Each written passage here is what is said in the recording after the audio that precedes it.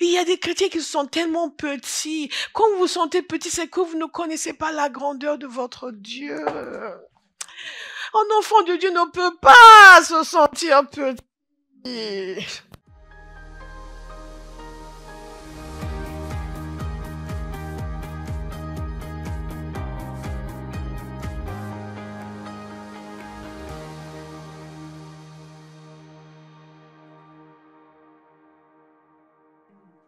Je vous invite à regarder dans Romains 12, verset 2.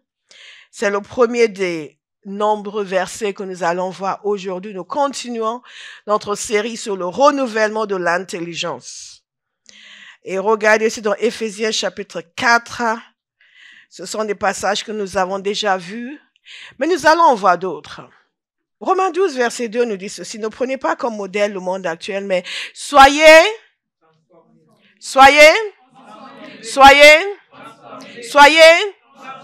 comment?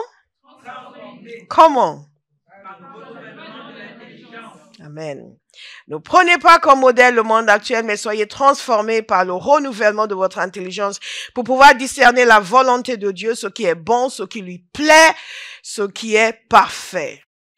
Ce sont les directives claires que le Seigneur nous a données. Je vous ai expliqué que ce n'est pas une suggestion ni une proposition, c'est un ordre. Dieu est roi, il est Dieu, et il ne fait pas des suggestions. Ce n'est pas une suggestion, que vous fassiez ou non, c'est pas grave. C'est grave. C'est toujours grave. J'ai expliqué jeudi soir que Dieu ne supplie jamais les gens. Nous avons l'habitude de supplier les gens. Frère, pourquoi tu viens pas à l'église? Mais essaie de venir quand même. Mais frère, tu vois, si tu viens, on a une collation après le culte. Alléluia. Quand vous allez regarder la parole de Dieu, il n'y a pas un seul endroit où Dieu supplie les gens. Il leur dit quoi faire. Et notre génération doit apprendre de nouveau que Dieu donne des ordres et que nous sommes tenus à l'obéissance. Est-ce que nous pouvons dire ensemble l'obéissance? Nous sommes tenus à l'obéissance.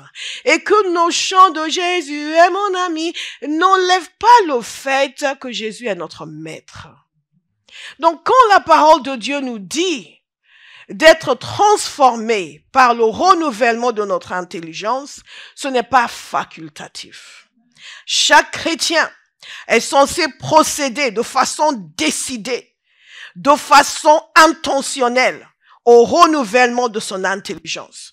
En d'autres mots, chaque chrétien, dès qu'il est converti, doit maintenant entreprendre de changer sa manière de penser pour que sa manière de penser corresponde à la pensée de Dieu.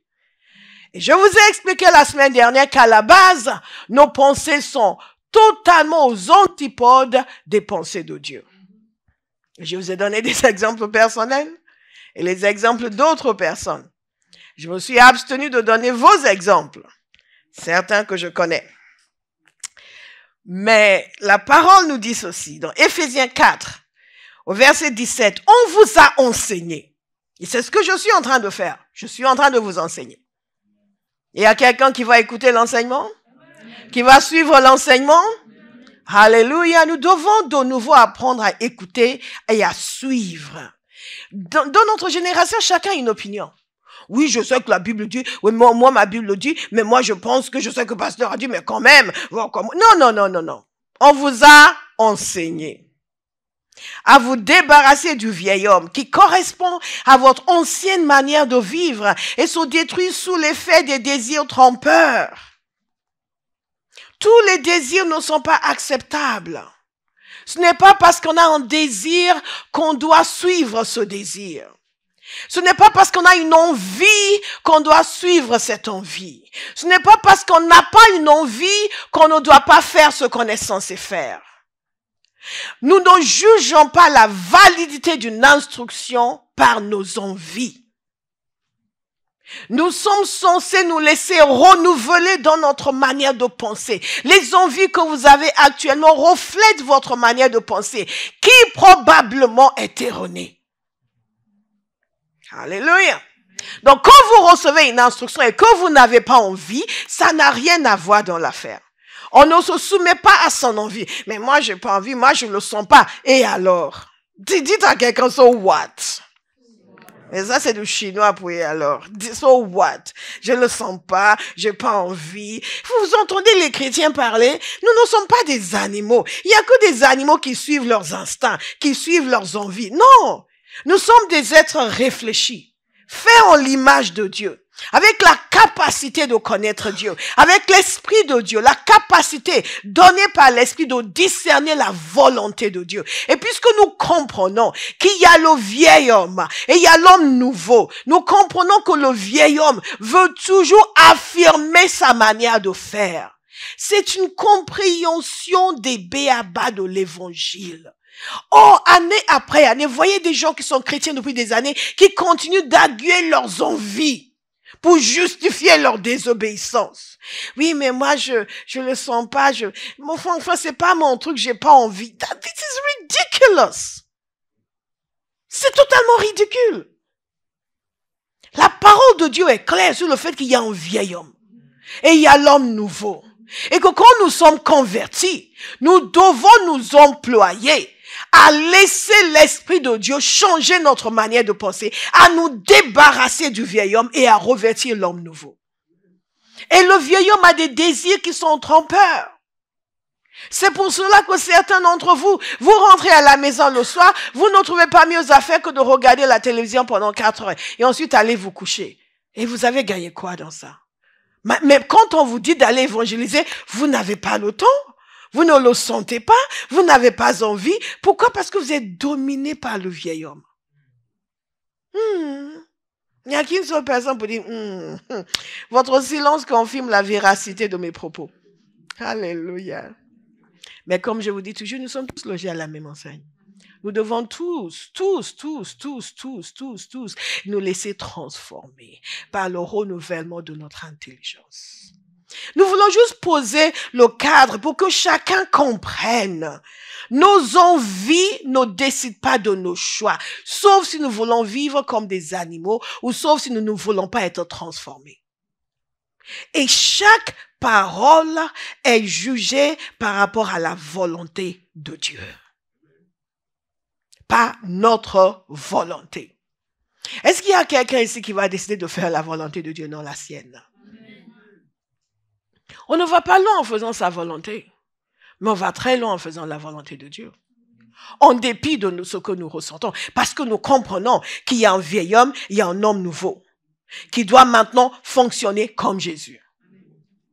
Et donc, quand le vieil homme affirme ses droits et veut établir ses désirs et veut insister sur ses envies, on dit non, vieil homme, tu es le vieil homme. Et voilà ce que Jésus dit. Donc, je te laisse de côté. Je vais revêtir l'homme nouveau. Oui, mais on n'a pas envie. Non, vieil homme, toi, tu n'as pas envie. Mais moi, à l'intérieur de moi, mon esprit a envie. Je ne le sens pas encore parce que vieil homme, tu me domines encore. Tout ce que je ressens, c'est ce que toi, tu ressens, ce manque d'envie. Mais ça va changer. Parce que je choisis volontairement de penser comme Jésus en la matière. Et donc, je sais, envie, que tu vas changer pour correspondre à ce que Jésus veut. Alléluia. C'est comme ça qu'on fait. Mais si vous continuez à attendre d'avoir envie pour faire ce que Dieu veut, vous n'allez jamais avoir envie. Vous vivez dans un monde déchu. Vous êtes sortis des ténèbres où la chair vous a gouverné, où le diable vous a gouverné. Satan vous a... Ok, vous êtes convertis, il ne pouvait pas empêcher ça, mais pour le reste, il va tout faire pour vous empêcher d'être sanctifiés. Vous me suivez? Donc, il y a un duo d'enfer. La chair et les ténèbres. C'est un duo d'enfer. Mais quand vous revêtez l'homme nouveau, maintenant il y a l'Esprit et le Saint-Esprit. Un Dieu de choc. Alléluia. Un Dieu de choc. Amen. Et quand vous laissez ce Dieu de choc, là, wow, votre vie prend des couleurs. Et quelqu'un ne veut pas que sa vie prenne des couleurs. Ce que je vous dis est la vérité. Nous avons posé le cadre. Nous avons parlé de la comparaison qui est faite, que nous sommes censés penser comme Jésus pense. Je crois qu'il y a certaines personnes qui ont du discernement, qui ont pris du temps cette semaine pour méditer sur Philippiens, pour voir exactement ce qui est dit sur la pensée de Jésus qui doit être notre pensée. Nous savons que la provision a été faite également parce qu'il dit nous avons la pensée du Christ. Donc ce n'est pas quelque chose d'éloigné que nous allons devoir aller chercher, mais nous devons quand même nous y attacher et faire le nécessaire. Nous avons vu l'exemple de Paul, donc il ne s'agit pas juste de dire oui mais c'est Jésus quand même. Non, Paul nous a montré l'exemple d'un homme qui a revêtu l'homme nouveau. Un homme qui était un persécuteur, un blasphémateur, comme il disait lui-même, je ne suis pas en train de médire sur son compte, il a dit lui-même, un homme violent, mais qui est devenu un serviteur de l'Éternel. Je vois des hommes transformés devant moi, je vois des femmes transformées devant moi, certaines ne s'y voient pas, moi je vois par la foi, des hommes et des femmes transformés. Transformés. Nous devons être transformés. Je refuse de rester comme j'étais il y a 5 minutes. Je dois grandir dans la connaissance de Dieu, dans la révélation, dans la passion pour Dieu, dans l'engouement pour Dieu. Et mes pensées doivent correspondre davantage aux pensées du Seigneur. Nous n'avons pas le choix. Vous ne pouvez pas, avec une intelligence non renouvelée, vivre la vie à laquelle Dieu vous destine. Vous ne pouvez pas. Et c'est la raison pour laquelle, dans Philippiens chapitre 4, et je vous lis la version du sommaire au verset 8, il nous a dit ceci, enfin frères et sœurs, nourrissez-vous des pensées, nourrissez vos pensées de tout ce qui est vrai, noble, juste, pur, digne d'amour ou d'approbation, de tout ce qui est vertueux et mérite louange. Et ne serait-ce qu'avec ce seul verset, 95% des conversations chrétiennes sont anéanties.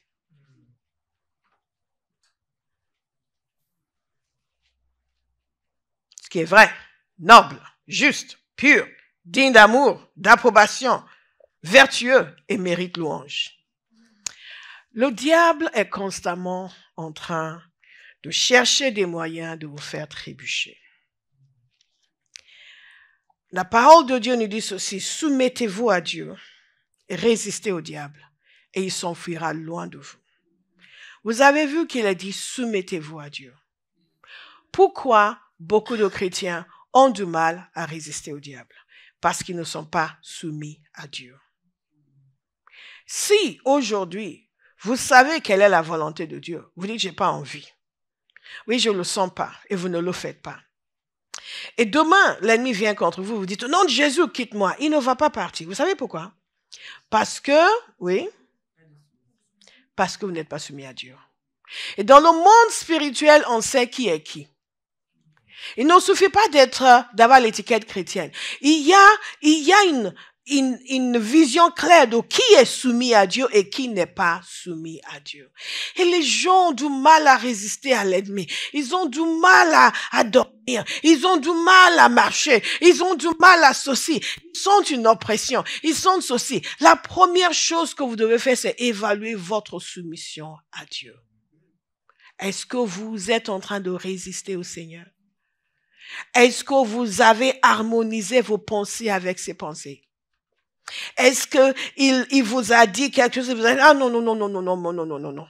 Est-ce que vous voyez sa parole mais vous refusez de l'intégrer dans votre mental? Vous écoutez le message, mais vous ne réécoutez plus parce que, non, mais j'ai pas le temps. Oh, il y avait quelque chose que Dieu voulait faire entrer en vous et vous ne l'avez toujours pas saisi.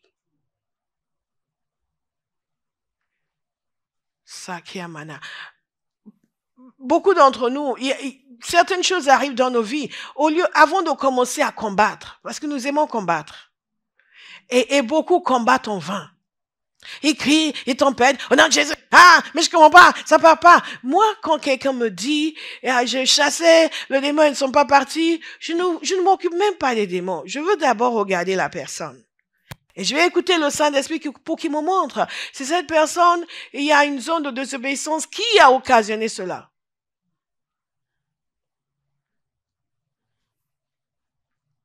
Dites, je vais me soumettre à Dieu. Je vais soumettre mes pensées à Dieu. Je vais soumettre mes actions à Dieu. Je vais faire ce que Dieu veut. Je vais coopérer avec lui. Alléluia. Ce qui est bon, ce qui est noble, ce qui est juste. Donc, déjà, la question que nous devons nous poser dans le cadre du renouvellement de l'intelligence, c'est de quoi est-ce que je nourris mes pensées?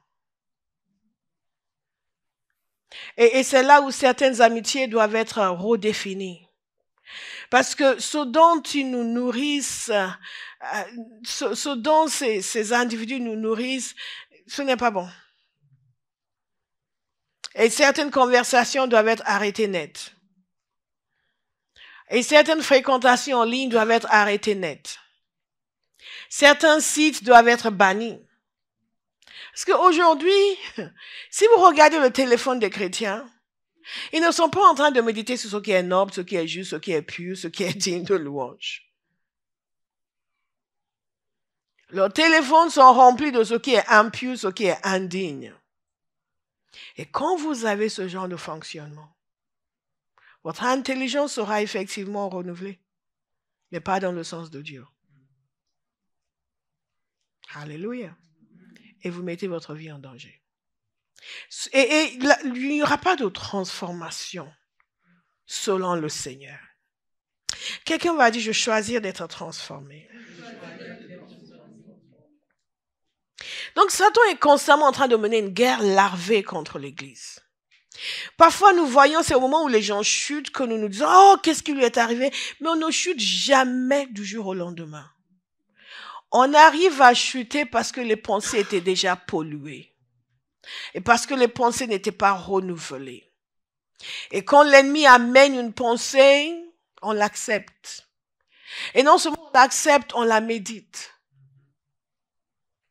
Je vous dis cela parce que quelqu'un doit aujourd'hui examiner ses pensées à la lumière de ce verset. Les choses sur lesquelles je m'attarde, est-ce que ce sont des choses qui sont nobles, qui sont justes, qui sont pures, qui sont dignes d'amour, d'approbation, des choses qui sont vertueuses et qui sont dignes de louange? Si ce n'est pas le cas, vous êtes déjà en danger. Vous êtes déjà hors la loi. Mais ça va changer. Ça va changer. Alléluia. Ce qui détermine votre pensée est le maître de votre vie. Ce qui se passe dans votre tête, c'est ce qui se passe dans votre vie. Il y a des principes qui sont universels. C'est comme la loi de la gravité, n'est-ce pas?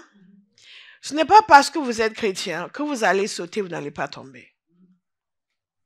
Vous êtes d'accord? Vous ne savez pas nager, vous vous jetez dans la mer, exprès. Il se passera quelque chose de pas très agréable. Il y a des lois que Dieu a établies. C'est un peu comme lorsqu'on a parlé de la provision divine, le principe de la semence et de la moisson.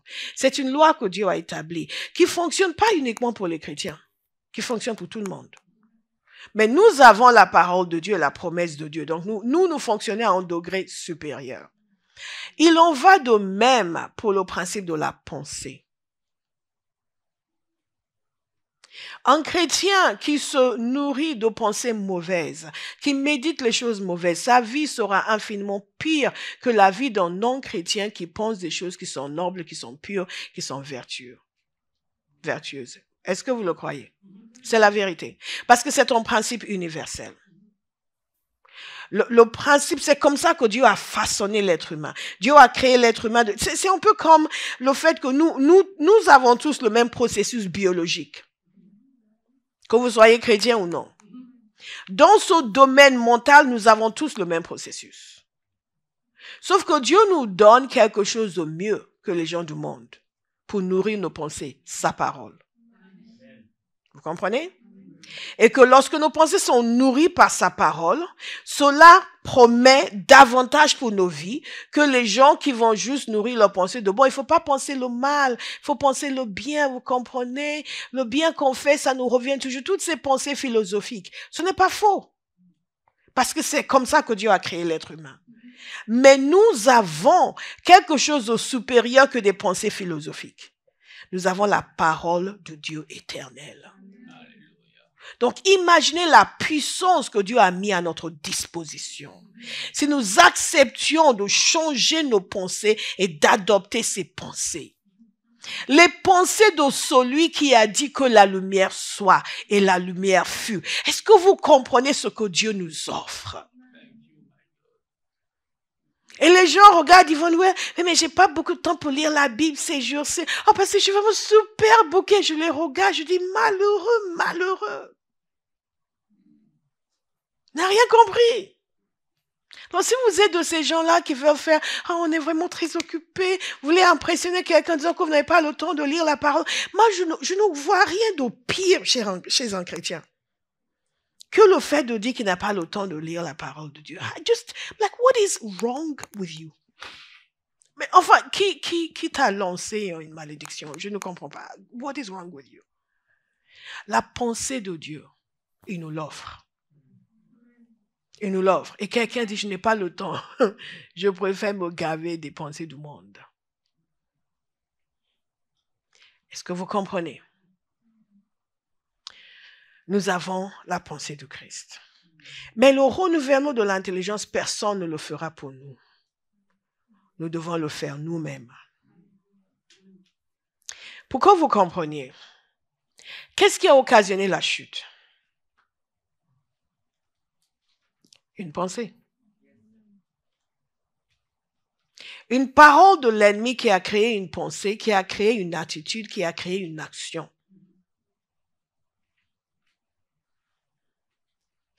L'ennemi est venu les persuader contre ce que Dieu leur avait dit.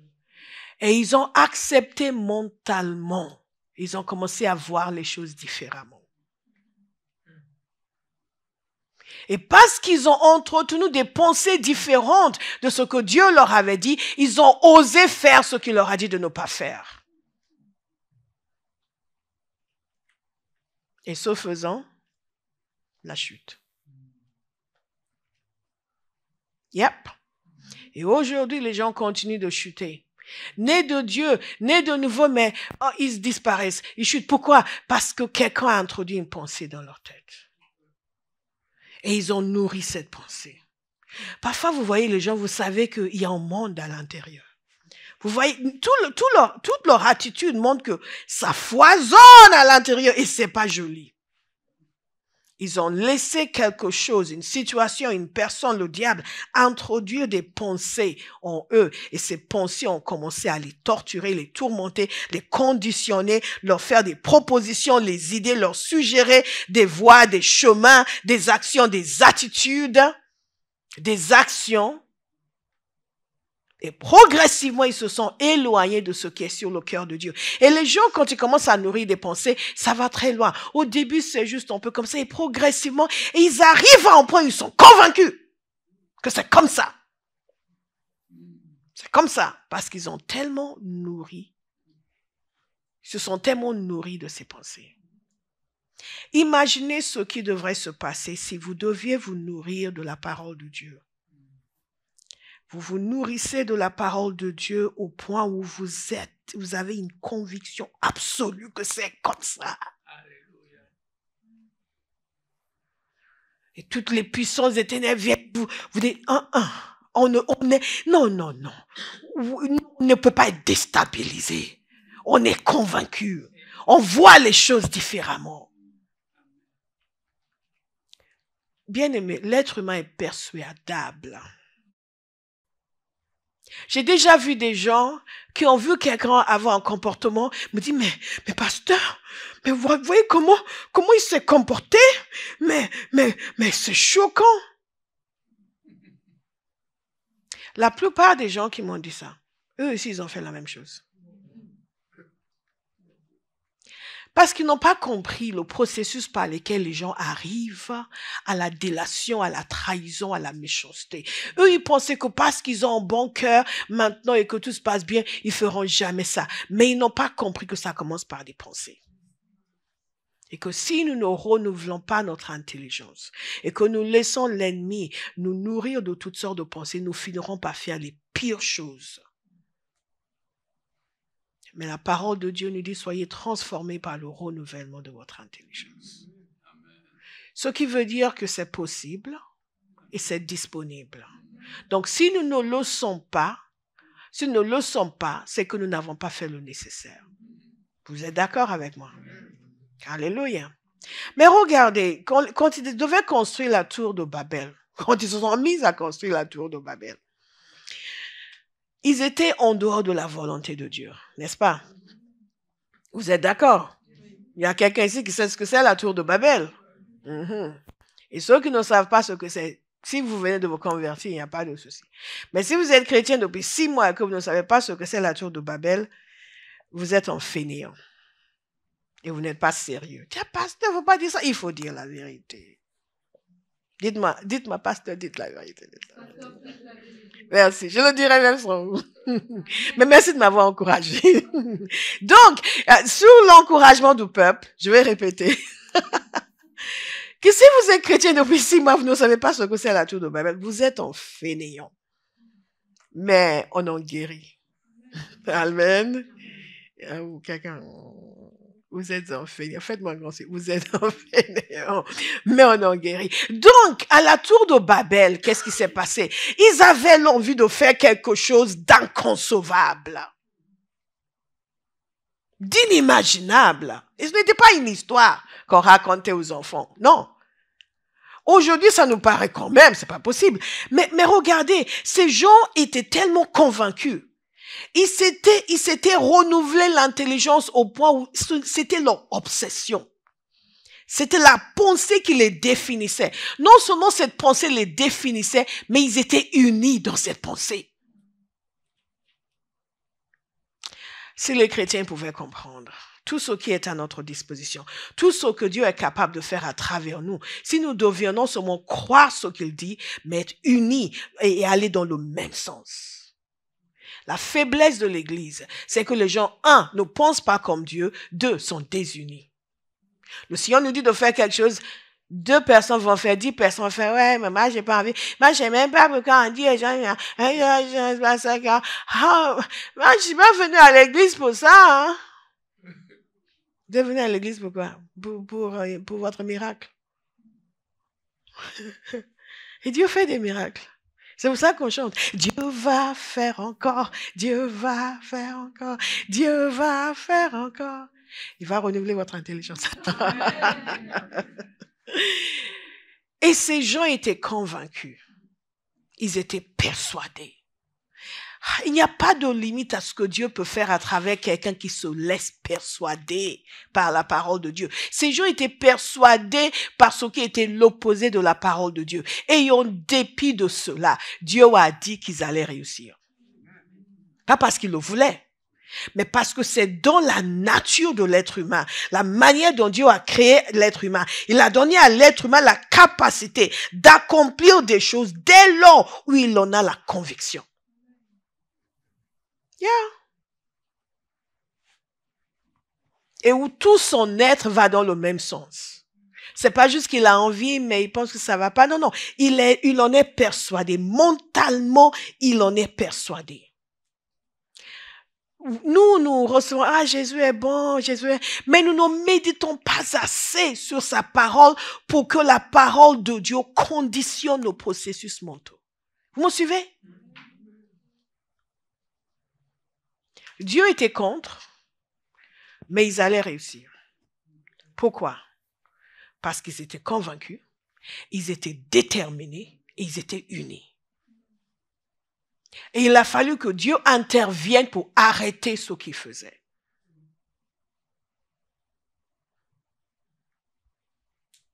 Qu'est-ce qui se passerait si l'Église se laissait persuader par la parole de Dieu?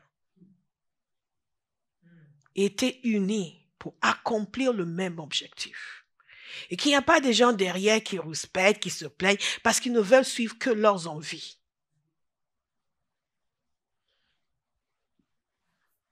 Nous avons du travail à faire dans ce pays.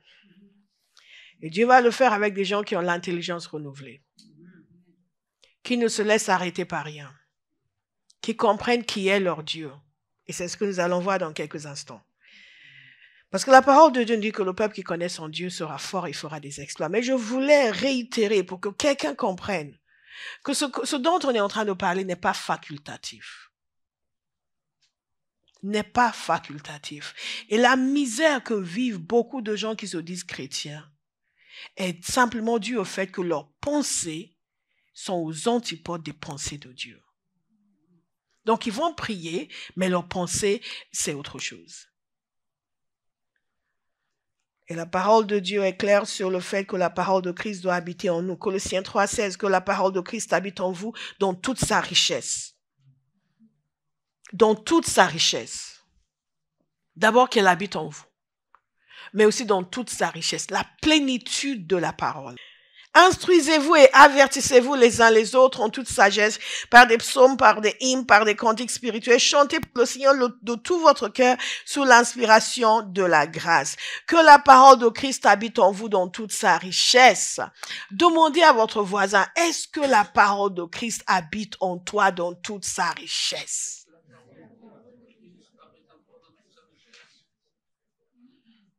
Parce que comme je vous ai dit, ce n'est pas une suggestion, c'est une instruction. It's an order. Dieu demande que vous fassiez en sorte que sa parole habite en vous, dans toute sa richesse. Et beaucoup de gens désobéissent à cette parole et se demandent, je ne comprends pas, pourquoi dans ma vie, pourquoi ceci. Imagine-le, mais je comprends. Thank you, Jesus. Regardez avec moi dans Josué chapitre 1. Dans Josué chapitre 1, Dieu donne une clé extraordinaire à Josué. Une clé pour que la volonté de Dieu puisse s'accomplir dans sa vie et dans la vie de son peuple. Nous avons remercié le Seigneur ce matin pour sa parole qui donne sa direction, qui nous donne à Abba House. Le fait que nous savons ce que nous sommes censés faire. Amen. Ça quoi, mais certains d'entre vous, vous avez encore besoin de renouvellement de l'intelligence pour pouvoir discerner ce qui est agréable à Dieu. Et quand vous recevez une instruction, savoir que c'est ce que nous sommes censés faire. Dites Amen. Amen. Que c'est ce que nous sommes censés faire et que vous n'êtes pas exclus de cette instruction. Hallelujah. Thank you, Jesus. Ça, Gilles?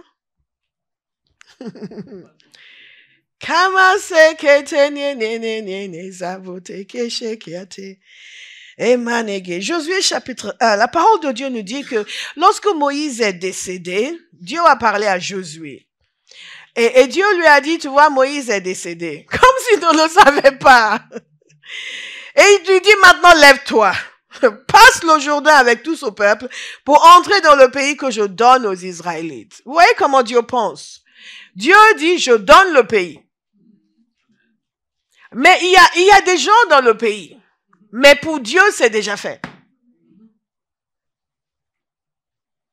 Nous devons renouveler notre intelligence. Quand Dieu dit que quelque chose est fait, c'est fait. C'est oui, mais, non, c'est fait. Et c'est comme ça que Dieu veut que nous pensions.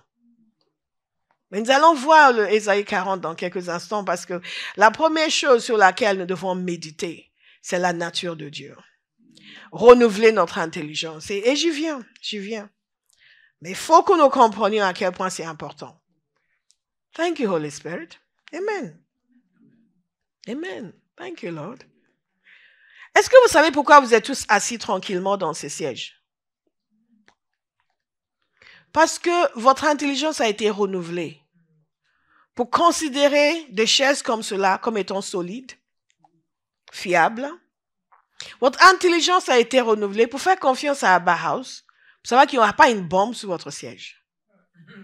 Quelque part, il y a une information que vous avez eue, soit au sujet de Abba House, soit au sujet des églises en général, soit juste parce que la grâce de ma personne, la beauté de mon caractère, la merveille de ma personne vous a convaincu que je ne vous veux aucun mal. Donc, dans votre pensée, vous pouvez vous asseoir tranquillement. Vous n'y avez pas réfléchi de façon active, vous comprenez? Mais c'est ce que vous pensez. Et c'est comme ça que Dieu veut faire. Il veut aller à l'intérieur de nous, modifier nos schémas de pensée avec sa parole. De telle sorte que vous allez faire ce que Dieu veut instinctivement. Ça va devenir naturel. Si quelqu'un entre ici et commence à regarde en dessous du siège, vous allez dire, mais asseyez-vous. Non, je vais vérifier. Et sur le coup, vous allez dire, mais qu'est-ce qui ne va pas avec lui? Oui ou non? Pourquoi? Parce que vous, votre intelligence est renouvelée. Vous avez confiance. vous n'y avez pas pensé activement, mais c'est ce qu'il y a à l'intérieur de vous. Quand on parle de renouvellement de l'intelligence, Dieu veut changer ce qu'il y a à l'intérieur de nous, ce qui conditionne nos pensées. Donc vous comprenez qu'il ne suffit pas juste d'entendre un message une fois. Il ne suffit pas juste de lire un verset. Parce qu'il y a des choses qui doivent être enlevées et d'autres qui doivent être déposées. C'est pour cela que Dieu parle à Josué. Il dit, je vous donne le pays. Il ne s'est pas arrêté à ça. Je vous donne le pays, alors c'est bon. Non. Parfois, Dieu vient nous parler, il nous donne une parole sur notre avenir et notre destinée. C'est là, yeah. Nous allons faire des exploits dans cette ville de Paris. Et on s'arrête là. Et après, on nous dit, OK, bon, toi, tu vas aller à la Défense, tu vas aller prêcher à la Défense 2 fois par semaine. Mais comment ça? Pourquoi moi? Vous savez pourquoi? Parce que l'intelligence n'a pas été renouvelée. Nous avons reçu la parole, nous sommes extasiés. Josué reçoit la parole ici. Dieu lui dit, tu vas te lever, vous allez entrer dans le pays que je vous donne. Mais il ne s'est pas arrêté là. Et il lui donne encore des promesses. Tout lieu que foulera la plante de votre pied, je vous le donne, comme je l'ai dit à Moïse. Et il leur dit, jusqu'où ira leur territoire? Personne ne pourra te résister tant que tu vivras. Je serai avec toi, je ne te délaisserai pas. Lisez toutes ces promesses merveilleuses. Parce que c'est exactement la même chose dans l'église. Dieu nous donne des promesses merveilleuses et nous sommes contents. Moi, je vois les gens, quand ils reçoivent des paroles prophétiques, ils marchent sur l'air. Mais je sais que s'ils ne renouvellent pas leur intelligence, dans quelques semaines, ils seraient de nouveau à fond. Oui, je sais, j'avais eu une parole, mais je ne sais pas. Parfois, quand on fait des réunions prophétiques, les gens viennent prier pour moi, pasteur, parce que on avait prophétisé sur moi que, mais bon, je vois rien arriver. Vous savez pourquoi? Pas de renouvellement de l'intelligence. Regardez ce que Dieu dit à Josué. Il lui donne toutes ses promesses. Est-ce que vous êtes encore là? Amen. Au verset 8, que ce livre de la loi ne s'éloigne pas de toi. Médite-le jour et nuit. On va le redire ensemble. Médite-le. Médite-le. Médite-le jour et nuit. Pourquoi il doit encore méditer jour et nuit? Dieu lui a dit ce qu'il va faire. Regardez. Parce qu'il y a une action de sa part pour agir avec fidélité, conformément à tout ce qui est écrit. Car c'est alors que tu auras du succès dans tes entreprises. C'est alors que tu réussiras. Ah bon? Mais Dieu vient de lui faire des promesses. Ça ne suffit pas? Non. Ça ne suffit pas. Ça ne suffit pas. Dieu lui a fait des promesses, mais ça ne suffit pas. Il y a une action de sa part où il va méditer la parole jour et nuit. Il va renouveler son intelligence jour et nuit. Et en renouvelant son intelligence, il va entrer dans l'obéissance. Il va faire ce qu'il est censé faire. Ah bah, Dieu nous a fait beaucoup de promesses. Mais les uns et les autres doivent renouveler leur intelligence et commencer à faire ce que nous sommes censés faire. Et c'est là où le bas blesse. Parce que nous aimons tous les promesses. Nous aimons tous les grandes déclarations. Mais au moment où nous devons agir, nous n'agissons pas. C'est là où, oui, mais ceci. Imaginez que Josué avait dit, merci pour les promesses. Et maintenant, il faut se lever, il faut agir. Ah. Mais, il faut aller à la guerre. Oui. Mais Dieu a promis, il n'a pas enlevé les géants lui-même. Mais Dieu est souverain. Les chrétiens disent, Dieu est souverain. C'est pas à nous. Non, c'est à nous. Dites à quelqu'un, c'est à nous. C'est à nous. C'est à nous. C'est à nous. C'est à nous d'agir. Et Dieu dit, il a donné les promesses, après il a dit, médite la parole. Jour et nuit. Jour et nuit. Jour et nuit. Pourquoi? Parce que c'est ainsi que tu vas agir fidèlement. Est-ce que quelqu'un va dire, je vais méditer la parole? Renouveler mon intelligence. Et je vais agir fidèlement. Cette dimension d'action est indispensable à la manifestation de la promesse. Recevoir la promesse ne suffit pas. renouveler son intelligence, ensuite agir. Renouveler son intelligence et ensuite agir. Dieu nous donne une parole et nous méditons sa parole. Nous savons qu'il veut que nous prions sans cesse.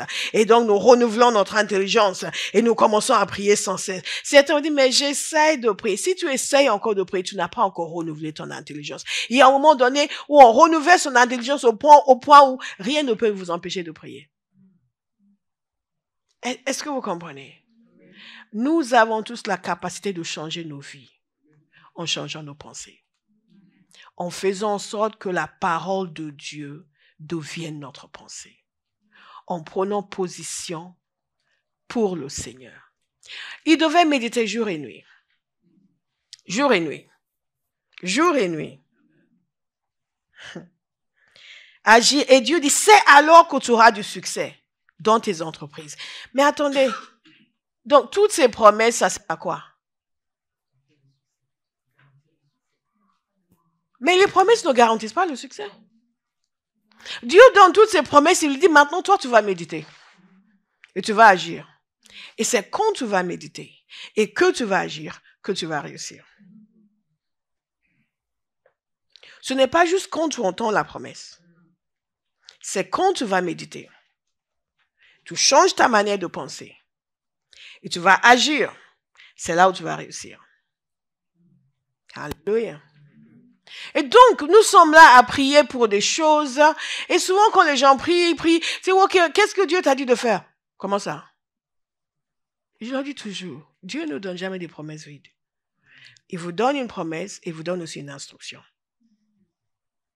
Et beaucoup de promesses ne sont pas réalisées dans la vie des gens parce qu'ils n'ont pas renouvelé leur intelligence pour obéir. Aïe, aïe, aïe, aïe, aïe. Quelqu'un me dit, pasteur, je dois donc faire quelque chose, tu dois donc faire quelque chose. Méditer la parole, c'est prendre la parole à lire, réfléchir là-dessus, ruminer là-dessus, la dire, l'appliquer à soi-même, l'appliquer aux circonstances, l'appliquer à soi-même, laisser le Saint-Esprit montrer toutes les ramifications et ça veut dire s'attarder dessus. S'attarder dessus. Vous ne savez même pas à quel point votre intelligence a été affectée par tout ce sur lequel vous avez médité pendant votre vie. Il y a des gens qui aimaient beaucoup. L'autre jour, à la journée de cours de fondement, j'étais émerveillée. Je me suis rendu compte fait, que j'avais mis quelques références de la littérature anglaise. Et tout d'un coup, je dis, mais c'est intéressant. Et je me suis rendu compte, en fait, je n'avais pas pensé au fait que les gens qui m'écoutent, qui sont francophones, n'ont peut-être jamais entendu parler de ces classiques. Et j'ai pris conscience à quel point mon intelligence a été renouvelée par la littérature anglaise. Et que ma vision du monde avait été définie. Il y a des choses que vous consommez depuis des années et qui ont façonné votre manière de penser, à votre insu. Mais dans les choses de Dieu, nous devons délibérément façonner notre manière de penser. Et ça veut dire prendre le temps de le faire. Il devait méditer de jour comme de nuit. Quand les gens viennent me dire « Ah, j'ai du mal à dormir », je dis « Ah, si tu as du mal à dormir, prie, lis la parole. » De toute façon, si c'est le diable qui va t'empêcher de dormir, dès que tu commences à lire la parole, tu vas t'endormir. Tu vas dire « Oh, celle-là quand même. » Mais si tu restes là, dis « Oh, je peux pas dormir, pourquoi je peux pas dormir ?» Là, ça va continuer. Mais simplement pour dire de jour comme de nuit. Ce qui veut dire que c'est capital. Dites à quelqu'un, c'est capital. C'est capital. Nous ne sommes pas esclaves de nos pensées. Nous déterminons nos pensées. Ce que vous pensez aujourd'hui, c'est ce que vous acceptez de penser et que vous avez accepté par le passé.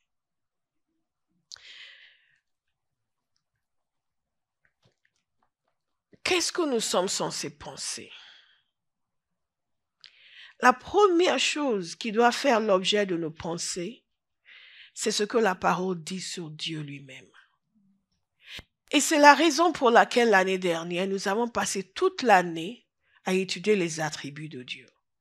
Parce que j'avais l'espoir que quelque part, quelqu'un allait sérieusement méditer sur Dieu. Enfin, une année entière à étudier les attributs de Dieu. Il y a de quoi, n'est-ce pas? Mais force est de constater que tout le monde ne l'a pas fait. Tout le monde ne l'a pas fait. Tout le monde ne l'a pas fait. Comment peut-on passer une année à entendre des enseignements sur Dieu, à finir l'année sans être plus avancé dans la connaissance de Dieu? Si nous, en tant que chrétiens, si on gérait nos vies professionnelles comme on gère nos vies spirituelles, la plupart seraient virés au bout d'un mois. Si la même attention qui est portée à la parole était l'attention qui était portée au travail, la majorité des chrétiens seraient virés au bout d'un mois. On leur dira, ne revenez plus jamais ici. Plus jamais. Mais je crois des choses meilleures vous concernant. Je crois des choses meilleures vous concernant. Dans le peu de temps qui nous reste, nous allons voir ce que dit la parole sur Dieu. Lorsque nous parlons de méditer, de renouveler notre intelligence, vos pensées à l'égard de Dieu sont les choses les plus importantes de votre vie. Ce que vous pensez de Dieu. Non pas uniquement ce que vous pensez de vous. Nous allons parler la semaine prochaine de ce que vous êtes censé penser de vous. Et nous avons ces déclarations, je suis ceci, je suis cela, mais nous ne le croyons même pas. Parce que nous n'avons pas prêté attention à celui qui a orchestré tout ça. Vous ne pouvez pas croire que vous êtes plus que vainqueur si vous ne connaissez pas la puissance de la croix. Parce que c'est par la croix que nous sommes plus que vainqueurs. Si vous n'avez pas médité sur la puissance de la croix et vous dites que vous êtes plus que vainqueur, ce sont des mots vides. Ce sont des paroles vaines. Ça n'a pas de sens pour vous. Mais quand vous connaissez la puissance de la croix, quand vous avez médité sur ce que Jésus a fait à la croix, vous avez pris le temps de vous attacher à ces paroles et lire et réfléchir et penser et ruminer là-dessus, ça prend sens pour vous. Quand ensuite vous dites que vous êtes plus que vainqueur, my God. Que gare à la personne qui va venir contre vous, vous dites, toi, je vais te descendre, je vais te tuer. Regardez, excuse me. C'est pas... Vous connaissez l'histoire, la bien-aimée qui m'a dit un jour, ah, le diable s'est levé. Et je dis, tu t'es couché. Les beaux steaks. La manière dont les gens parlent, hey, l'ennemi s'est levé. Hey, she calm down. Qu'est-ce que tu crois au sujet de Dieu? Regardez avec moi dans Ésaïe 40. Je vais vous donner comme devoir de méditer sur ce passage. C'est un de mes passages préférés dans la Bible. Vous allez pas dans tous les passages. Oui, tous les passages. Mais ce passage, j'affectionne particulièrement. Parce qu'il parle du Seigneur. Regardez au verset 10. Le Seigneur l'Éternel vient avec puissance. Et son bras lui assure la souveraineté. My God. Vous pouvez passer une semaine sur ce verset. Qui parle de la puissance de Dieu. Il vient avec puissance. Son bras lui assure la souveraineté. Il a son salaire avec lui et sa récompense est devant lui. Pareil à un berger, il s'occupera de son troupeau. Il prendra les agneaux dans ses bras et les portera contre sa poitrine. Il conduira les brebis qui allaitent. Non seulement il parle de la puissance de Dieu, il parle de la tendresse de Dieu. Et vous commencez à méditer sur, Dieu est comme un berger qui s'occupe de son troupeau. Et vous pensez à tout ce que vous savez sur les bergers. Et nous avons étudié ici le psaume 23. L'Éternel est mon berger, je ne manquerai de rien. Et vous réfléchissez encore sur la nature du berger, la sollicitude qu'il montre envers ses brebis. Et le fait que les brebis, en fait, sont désorientées, n'est-ce pas? Ils n'ont pas le sens de la direction. Donc, c'est le berger qui est toujours là, qui les cadre, qui les encadre. Dis donc, Dieu agit comme un berger. Même quand j'ai l'impression que je suis perdu, il est toujours là. Il va m'encadrer, il va me conduire. Et le berger, il va prendre ces brebis qui sont perdues sans lui et il va les conduire, il va les amener à boire, il va les amener dans du repos. Donc c'est comme ça que Dieu fait avec moi. Il est pareil à un berger. Il a de la tendresse pour moi. Il me conduit, même quand j'ai l'impression d'être désorienté et perdu, ce n'est pas grave. Parce que pareil à un berger, il va m'entourer. Et puisque les brebis ne souffrent jamais quand le berger est là. Il leur donne à manger. Il leur donne à boire. Donc, Dieu est pareil à un berger. Ce qui veut dire qu'il va toujours me ressourcer, toujours me renouveler. Mais quel cœur merveilleux. Dieu est pareil à un berger. Quelle tendresse. Vous comprenez? Et vous réfléchissez là-dessus. Il s'occupera de son troupeau. Mais je fais partie de son troupeau. Donc Dieu s'occupe de moi. Ah! Comme ça, Dieu s'occupe de moi. Et avant ça, Satan disait, qu'est-ce que tu vas faire? Qu'est-ce que tu vas faire? Regarde ta vie, regarde tes problèmes, regarde tes circonstances. Mais non, Dieu est pareil à un berger. Oui, mais t'es perdu. Ce n'est pas grave, parce que j'ai un berger. C'est pas grave. J'ai un berger. Et la spécialité du berger, c'est de guider les brebis désorientées. La spécialité du berger, c'est de veiller à ce qu'ils aient à manger, qu'ils aient à boire, qu'ils puissent se reposer dans de verts pâturages. Parce que Dieu est pareil à un berger qui s'occupe de son troupeau. I'm good. Tout va bien. Alléluia. Et vous méditez. Et vous méditez. Et votre cœur se remplit de paix, se remplit de gratitude. Vous commencez à dire, papa, tu n'es pas simplement puissant, parce qu'il dit que tu viens avec puissance. Mais tu es aussi tendre. Tu es pareil à un berger. Et vous savez, la grandeur de Dieu vous envahit. La conscience de cet amour insondable. Et non seulement vous méditez, mais votre cœur se remplit d'honneur. Et ce pour notre bien-aimé qui demandait, et il est en train de dormir pendant que je donne la réponse à sa question, et qui demandait, comment on fait donc pour avoir cet honneur dans le cœur? C'est comme ça. C'est comme ça. Est-ce que vous me suivez? Donc on ne peut pas dire, oui, mais je vais le temps de lire. Tu n'as pas le temps non plus pour réussir. Tu n'as pas le temps non plus pour réussir ta vie chrétienne. Tu n'as pas de temps non plus pour grandir dans la connaissance de Dieu. Et les gens sont agités. Mais si vous vous asseyez et vous commencez à méditer sur le fait qu'il est pareil à un berger, regardez, il prendra les agneaux dans ses bras. Ouh! Donc papa, tu me portes dans tes bras? Il les portera contre sa poitrine. Wow! Il conduira les brebis qui allaitent. Vous voyez la sollicitude totale et parfaite de Dieu. Alors, comment pouvez-vous dire, mais moi, je ne sais pas quoi faire, je ne comprends pas, et priez pour moi parce que tout est sens dessus. Non. Dites à quelqu'un, non.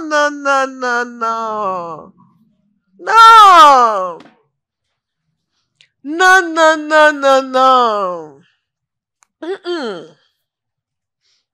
Il prendra les agneaux dans ses bras. Il les portera contre sa poitrine. Il conduira les brebis qui allaitent. Après, il va encore dans une autre dimension de la révélation de Dieu. Qui a mesuré les océans dans le creux de sa main? Qui a mesuré?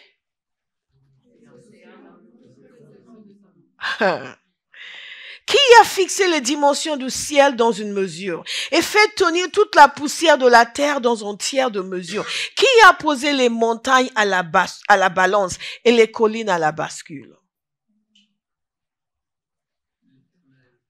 Qui a compris l'esprit de l'Éternel? Et quel homme a été son conseiller pour l'instruire? Et là, vous commencez à réfléchir. Tu dis, mais c'est vrai. Hein? Mais qu'est-ce que Dieu a... Il a mesuré les océans dans le creux de sa main. Mais quelle main? Les océans? Il est à son point grand. Que même les océans, il les contient. Les océans ne pèsent rien, ne sont rien. Waouh! Dites waouh! Waouh! Au fur et à mesure que vous méditez, l'émerveillement grandit. Alléluia. Maintenant, quand vous commencez, si vous n'avez pas l'habitude de faire, ok, qui a mesuré les océans? Ça veut dire quoi ça? Mais je vous assure, quand vous persistez, vous dites, Saint-Esprit, éclaire-moi. Ça va être comme si vous voyez comme des oignons, on enlève des couches. On enlève des couches. C'est waouh, waouh, waouh. Et vous commencez à voir la grandeur extraordinaire de ce Dieu.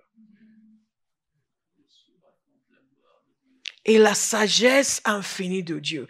Qui a compris l'Esprit de l'Éternel? Et quel homme a été son conseiller pour l'instruire? Avec qui a-t-il délibéré pour se laisser éclairer par lui? Qui lui a appris le sentier du droit, lui a enseigné son savoir-faire et lui a fait connaître le chemin de l'intelligence? Et vous êtes là pour dire, ah, personne n'a rien appris à Dieu. Et il sait tout.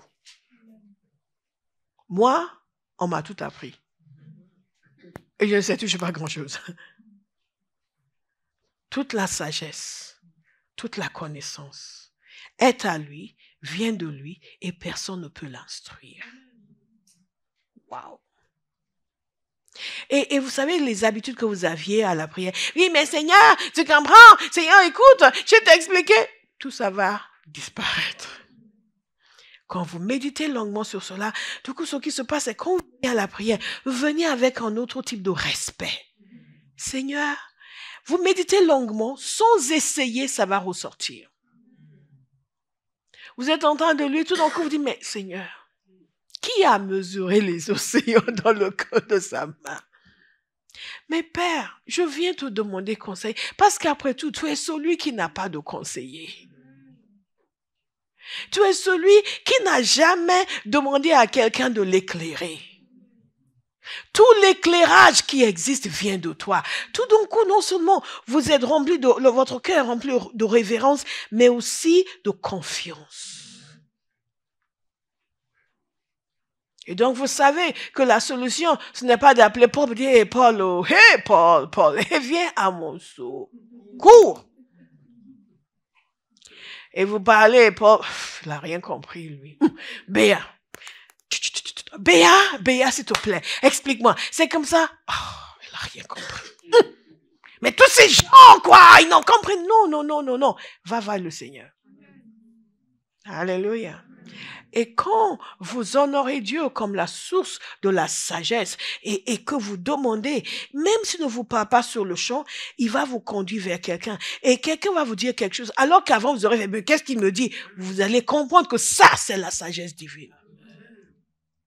Que ça, c'est la sagesse divine. Pourquoi? Parce que vous avez médité sur la sagesse de Dieu, vous l'avez honoré, vous lui avez demandé, il va conduire quelqu'un vers vous, alors qu'avant, vous auriez dédaigné ce que la personne vous allez dire. Là, Dieu va vous permettre de comprendre que ça, c'est la sagesse. Est-ce que vous comprenez? Qui a mesuré les océans dans le creux de sa main? Yeah! Je prie que vous soyez émerveillés par Dieu. Je prie que le Saint-Esprit vienne à votre secours, qu'il vous permette de le voir et que vous commencez à hurler. Il y a des fois où vous mettez ces passages, ça, quelque chose entre vous, vous êtes là, yeah, oh God, et vous êtes là, wow, Father. Et vous dites, mais quel honneur d'être né de Dieu. De pouvoir connaître ce grand Dieu. Nous ne sommes pas plus enthousiasmés parce que nous n'avons pas suffisamment de révélation. Mais quand vous commencez à méditer la parole pour renouveler votre intelligence, le Saint-Esprit va vous ouvrir l'entendement, vous ouvrir les yeux. Il y a une réalité au-delà de celle que nous connaissons et que nous fréquentons peu. Et il va commencer à vous dévoiler des choses. Vous serez scotché. Je vous assure. Je vous assure. Yeah. Et c'est là où il y a un changement, une transformation. Pourquoi? Parce que vous renouvelez votre intelligence. Vos pensées à son égard vont changer. Et dès lors où vous changez vos pensées à l'égard de Dieu, vous serez prêt à tout pour lui. Et il y a des situations dans votre vie, vous les refusez. Pas juste parce que vous ne voulez pas, parce que vous savez que Dieu ne veut pas. Vous dites, ça va pas se passer comme ça. C'est contraire à la volonté de mon Père. Il n'est pas question. Il est l'éternel Dieu. Ça ne va pas se passer comme ça. Il n'est pas question que les gens regardent ça et disent, il est un Dieu. Non. Je m'en tiens pour l'honneur de l'éternel. C'est pas, Seigneur, fais-le pour moi. Fais-le pour moi. Non. Ne le fais pas pour moi. Fais-le pour toi. Pour que ton nom soit glorifié. Sois élevé. J'ai failli dire énervé. Alléluia. Regardez, les nations sont pareilles à une goutte d'eau qui tombe dans un seau. Il parle de la supériorité de Dieu sur les nations. Donc Dieu nous dit que nous allons gagner la France. Il y a des gens qui sont là, mais je sais pas comment on va faire. Mais l'Éternel a dit, comment on va faire? On va renouveler notre intelligence. On va méditer jour et nuit sur la personne de Dieu pour prendre conscience de sa capacité d'action. Vous me suivez? Et donc, quand on dit on va faire ça, vous n'avez pas fait, oui, mais on n'a pas. Il y a des chrétiens qui sont tellement petits. Quand vous vous sentez petit, c'est que vous ne connaissez pas la grandeur de votre Dieu. Un enfant de Dieu ne peut pas se sentir petit. Il y a un serviteur de Dieu qui me disait une fois, il me dit, toi, quand tu rentres quelque part, on sent que quelqu'un est arrivé. Je dis, bien entendu, quelqu'un est arrivé. Quelqu'un est arrivé. What do you think? Nous ne sommes pas là pour raser les murs. Nous sommes nés de Dieu. Amen. Vous avez compris? Amen. Partout où vous êtes les personnes la plus puissante. Amen. Que vous le sachiez ou pas, le problème c'est que les gens ne le savent pas. Et que chacun roule pour lui-même au lieu de rouler pour Jésus. Si là où vous êtes là, vous avez la conscience que vous êtes là pour Jésus, vous êtes puissant. Amen. Quand vous n'êtes là que pour vous, vous êtes faible. Parce que Dieu ne vient pas assouvir vos désirs. Non, il vient manifester sa gloire pour son honneur. Vous me suivez? Donc, on ne gagne rien à vouloir moi. Donnez-vous à Dieu. Et commencez à vivre les exploits que Dieu seul peut accomplir. Est-ce que vous comprenez? Cette méditation continue sur lui et votre regard change. Où que vous alliez dans le monde, vous ne vous sentez vraiment pas petit. Mais alors, tout. Parce que vous allez comme ambassadeur du roi. Et pour avoir travaillé dans les milieux internationaux, je sais comment les ambassadeurs se tiennent. Alléluia. Ils représentent leur pays. Ils se tiennent. Il y a des petits ambassadeurs qui représentent des petits pays qu'on va éviter de nommer ici. Parce que certains sont en conflit avec des grands pays. Mais il y a des grands ambassadeurs qui représentent les grands pays. Comme par exemple les plus grandes économies de l'Afrique, vous comprenez? Bien, on va passer à autre chose. mais dans ces milieux, vous voyez comment les ambassadeurs se tiennent. Certains ambassadeurs qui appartiennent à certains pays, vous voyez qu'ils ont une assurance. Et qu'il y a certaines réunions, on ne va pas commencer sans eux parce que on attend encore l'ambassadeur de, je ne vais pas dire les pays pour ne pas vexer les gens qui sont hostiles à la vérité. Mais la parole de Dieu nous dit que nous sommes des ambassadeurs de Christ. Pour faire sa volonté, pour faire avancer sa cause sur la terre. Mais quand vous comprenez le Dieu qui vous envoie, vous vous comportez avec dignité. You carry yourself. Vous me suivez? Il y a une prestance. Pas l'orgueil. Plus on connaît Dieu, moins on est orgueilleux et plus on est confiant. Notez cela. Plus on connaît Dieu, moins on est orgueilleux et plus on est confiant. Alléluia. L'orgueil disparaît, mais la confiance prend la place. Yes, yes, yes, yes. La confiance n'est pas l'orgueil. Ne regardez pas les gens qui ont beaucoup d'assurance et dire qu'ils sont orgueilleux. Non, non, non. Souvent, quand les gens disent ça, c'est parce que eux-mêmes se sentent petits. Non, non, non. Ce n'est pas la même chose. Regardez, les nations sont pareilles à une goutte d'eau qui tombe dans le seau. Elles sont comme de la poussière sur une balance. Et les îles comme une fine poussière qui s'envole. Quand même, c'est ça, c'est à ça que les nations ressemblent à ses yeux. Alors pourquoi, quand il nous dit que nous devons faire des choses dans les nations, ça nous semble énorme? Non. Vous savez ce qu'il a dit? Ce qu'il est en train de dire ici, je ne vais pas régler mes comptes en citant certains pays, mais je vais juste dire, notre pays commun, la France est comme une goutte d'eau qui tombe dans le seau. Donc, quel que soit ce que Dieu vous a dit que vous allez faire en France, ne paniquez pas. Parce que devant lui, la France est comme une goutte d'eau qui tombe dans le seau. Une goutte. Et pour bien comprendre, vous pouvez même aller chercher un seau. Et vous regardez une goutte tomber, dit, à ses yeux, les nations sont comme cela. Et vous commencez à prendre la mesure de sa grandeur. Amen. Alléluia. Et donc, quand il vous envoie dans une nation, comme notre cher Armide que nous allons envoyer dans la zone des pirogues au Cameroun,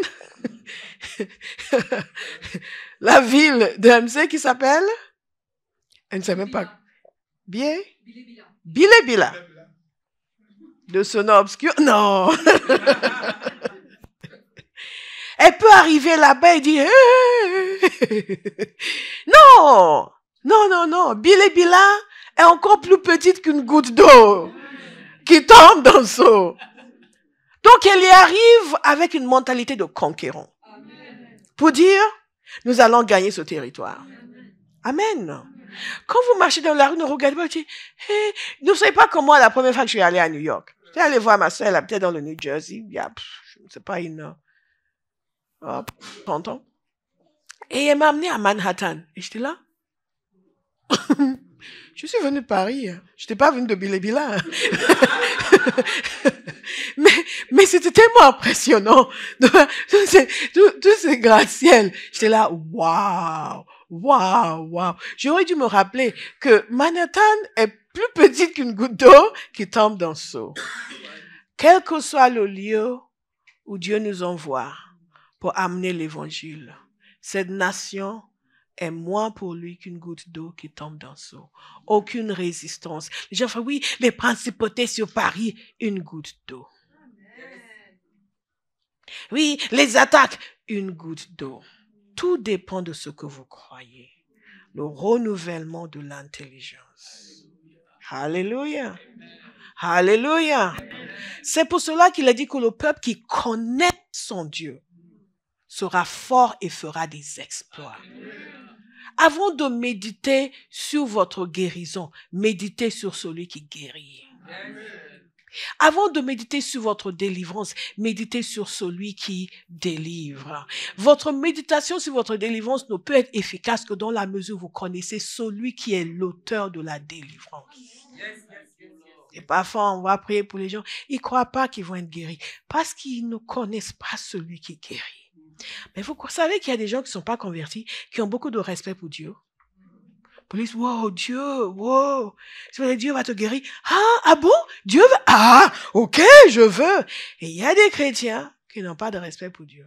C'est leur camarade. Jésus est mon ami. Donc on va prier, le Seigneur va te toucher? Le Seigneur va te toucher? Ouais. Mais ils n'ont aucune conception de la grandeur de celui dont il est question. Donc méditez sur le Ésaïe 40, s'il vous plaît. Qui va méditer sur Ésaïe 40? Moi. Méditez et laissez le Saint-Esprit vous parler, vous aider à saisir.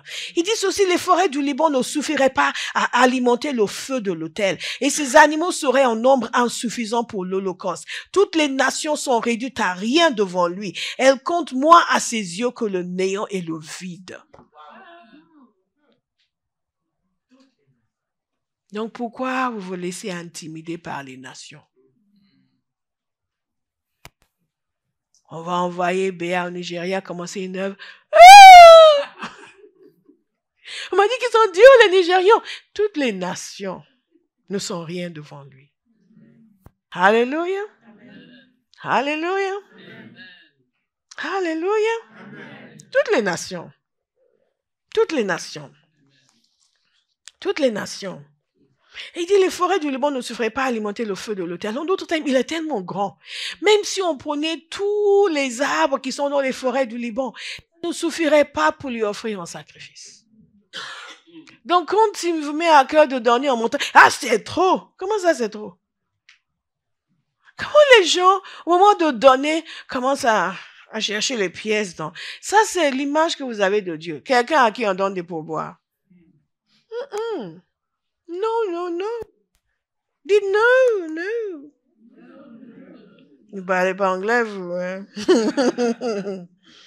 Écoutez, ne le savez-vous pas, au verset 21, ne l'avez-vous pas appris? Ne vous l'a-t-on pas révélé dès le début? N'avez-vous jamais réfléchi aux fondations de la terre? C'est l'Éternel qui siège au-dessus du cercle de la terre. Ses habitants sont pour lui pareils à des sauterelles. Il déroule le ciel comme une étoffe légère. Il déploie comme une tente pour en faire son lieu d'habitation. C'est lui qui réduit les dirigeants à rien, qui rend les juges de la terre pareils à du vide. Vous méditez dessus, la grandeur de Dieu. Donc, tous ces dirigeants, devant Dieu, ils sont rien. Il les réduit à rien.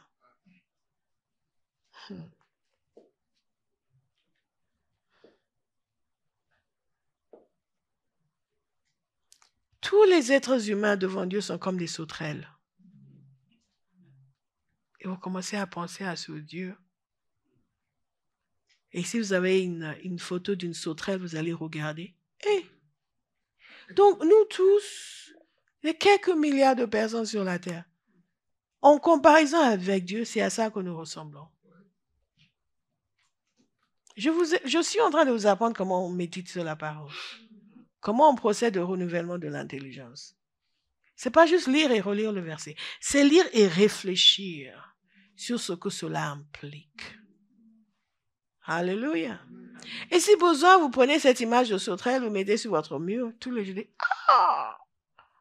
tous les êtres humains, c'est à ça qu'ils ressemblent devant Dieu, ce Dieu si grand. Je vous assure, vous ne pouvez pas faire ça pendant quelques jours sans que la conscience de la grandeur de Dieu vous envahisse. Parce que quand vous faites cet effort de méditation, le Saint-Esprit vient vous ouvrir l'entendement. Alléluia. C'est pour ça que je prends le temps de vous expliquer. Et on va, la semaine prochaine, passer à d'autres éléments de méditation. Parce que beaucoup de choses pour lesquelles on prie, ce n'est pas la prière qu'il nous faut, c'est le renouvellement de l'intelligence. Parce qu'il y a des choses qu'on va juste saisir naturellement par la foi, si l'intelligence était renouvelée. Et quand quelqu'un vient paniquer, oui, au travail, mon patron a dit ceci, on dit ça. Mais, attends. C'est lui qui réduit les dirigeants à rien, qui rend les juges de la terre pareils à du vide. Donc, qui est le patron qui peut te menacer? Tu es menacé parce que tu ne connais pas celui qui réduit les dirigeants à rien. Il y a une histoire qui est racontée au sujet du pasteur, what's his name again? Lester Sumrall. C'est un homme qui fonctionne dans une grande autorité. Il est surtout connu par beaucoup pour la délivrance d'une jeune femme aux Philippines. Tu connais l'histoire?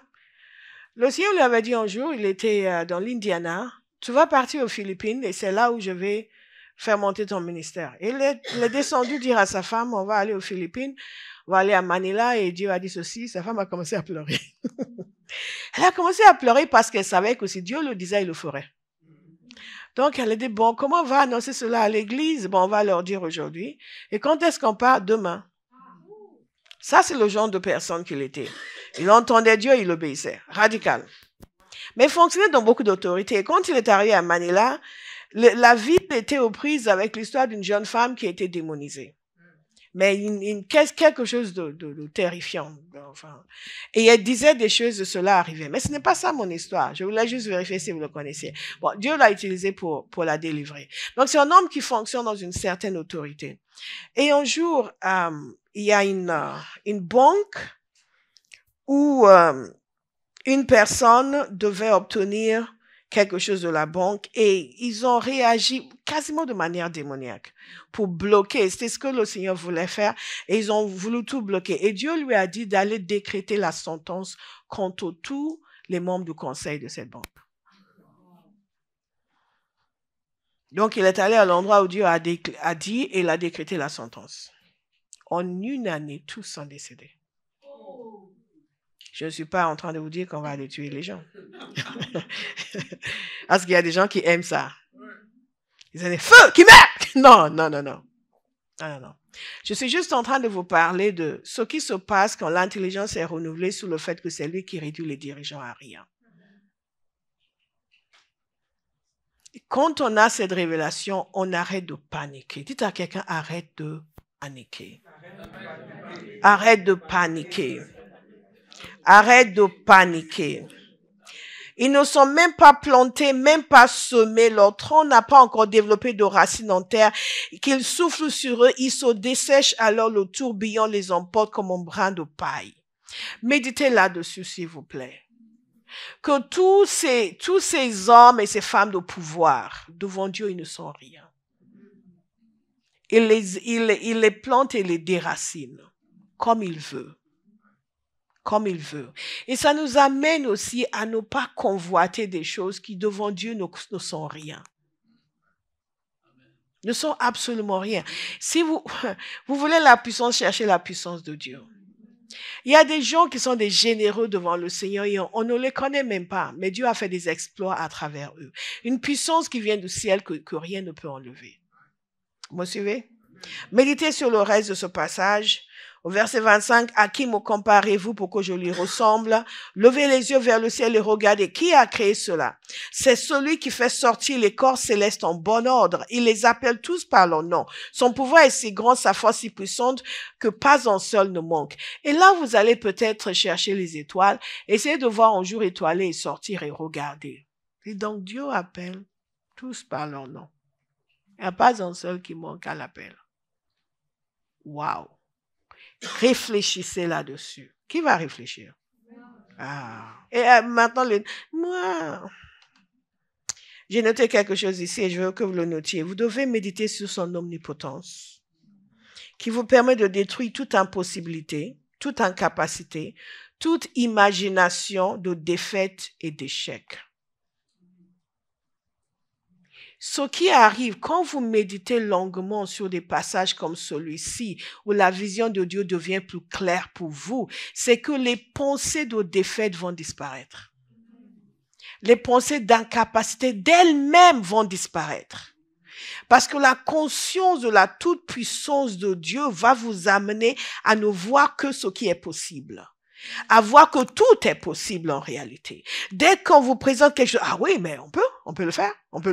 Non, mais Dieu, mais tu le sais, parce que l'image de Dieu en vous, votre pensée à l'égard de Dieu a été renouvelée. Et vous voyez sa puissance, vous pensez sa puissance. C'est pas juste quand vous lisez, vous la pensez, ça devient votre pensée. Et quand vous êtes face à quelque chose, la première chose qui vient en tête, c'est mais on peut, avec Dieu. Est-ce que vous me suivez?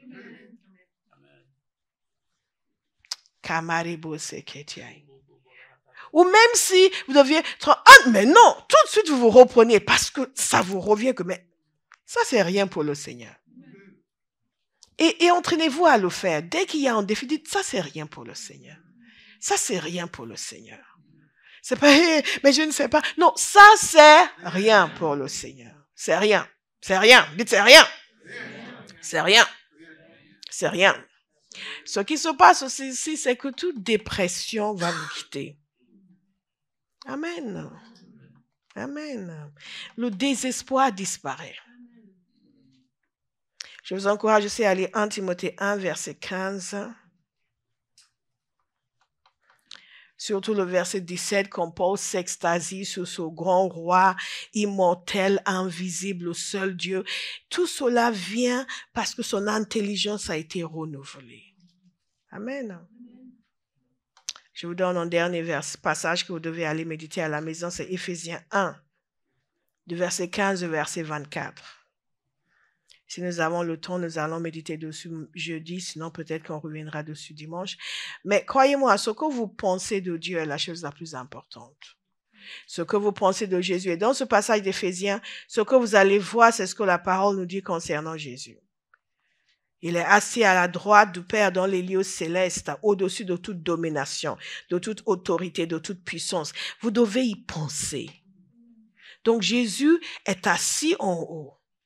Il est au-dessus de toute puissance, toute domination, toute autorité, toute souveraineté, de tout nom qui peut être nommé. Non seulement dans le monde présent, mais encore dans le monde à venir. Donc, quelles que soient les puissances naturelles, spirituelles, Jésus est au-dessus. Et quel que soit leur nom, tout nom qui peut être nommé, certains vont dire, mais tu connais pas, tu vois, les principautés de Paris s'appellent ceci, ce n'est pas grave. Quel que soit leur nom, Jésus est au-dessus. Oui, mais tu vois, c'est un truc ancestral, tu vois, c'est les totems qui prennent la forme des panthères, quel que soit le nom, Jésus est... On n'est pas, ah oui, mais il faut faire une prière spéciale parce que tu vois, quand c'est ce genre de choses, ça prend la forme d'un éléphant, quand ça prend la forme d'un chat, d'un chien, d'un éléphant, d'un cafard, Jésus est au-dessus. Méditez la parole, laissez-vous remplir, votre pensée va changer. Quand on vient dire oui, il y a telle situation, Jésus est au-dessus. Ça devient une évidence. Dites une évidence. Ça devient une évidence. Et il n'est pas juste au-dessus. Il a tout mis sous ses pieds. Et il l'a donné pour chef suprême à l'Église, qui est son corps, la plénitude de celui qui remplit tout en tous. Attendez, si Jésus est la tête et nous sommes le corps, si Jésus est au-dessus de quelque chose, où est-ce que nous sommes? Au-dessus. La tête est au-dessus, le corps est au-dessus. Donc, Jésus est au-dessus de toutes les principautés et les puissances. L'Église aussi est au-dessus de toutes les principautés et les puissances. Mais il faut méditer. Il faut en être convaincu. Donc, quand ces puissances viennent vous courtiser, vous dites, hey! On ne va pas se rabaisser pour suivre ce genre de choses. Non, non, non, non. Au-dessus. Il y a des gens qui sont dans l'église parce que ils veulent avoir un enfant et n'ont pas. Et quelqu'un leur dit, bon, il y a un baba là, quelque part. Il y a un baba là, quelque part. Non, non, non, il utilise la Bible. Hein. Vous savez très bien. Ou aujourd'hui, tous s'appellent pasteurs, tous s'appellent prophètes. Des charlatans. Mais les charlatans encore, c'est pas trop grave. C'est des sorciers, des occultistes qui s'appellent pasteurs et prophètes. Ils vous donnent ceci à manger, ceci à boire. Ça, il faut le prendre le matin avant le repas. Ça, il faut le prendre l'après-midi. My God! Et les chrétiens disent non, mais il a lu un verset. Et tu sais très bien que c'est de la sorcellerie. Mais parce qu'ils ne savent pas que Jésus est au-dessus, ils sont désespérés. Donc, ils vont aller chercher un enfant auprès du diable. Est-ce que je peux vous dire une chose? Si vous ne pouvez pas l'obtenir par Dieu, ne l'obtenez pas. Alléluia. Je ne vous dis pas que Dieu ne va pas vous le donner. Mais même si parce que vous ne savez pas comment prier, n'importe quoi, ce que vous ne recevez pas de Dieu, décidez que vous allez faire sans. Alléluia. Parce que tout ce que vous recevez des ténèbres vous enchaîne pour la vie. Enchaîne votre descendance. Alléluia. Alléluia. Mais nous allons renouveler notre intelligence et comprendre que nous sommes au-dessus. L'ennemi torture les chrétiens qui ne savent pas qu'ils sont au-dessus. Qui ne savent pas que Jésus a été élevé. Donc, méditez sur Dieu, méditez sur Jésus, méditez sur sa grandeur et laissez-vous éclairer. Alléluia. Et vous allez voir comment votre joie, votre épanouissement sera visible. Parce que quand notre intelligence est renouvelée concernant le Seigneur, tout devient possible. tout devient possible.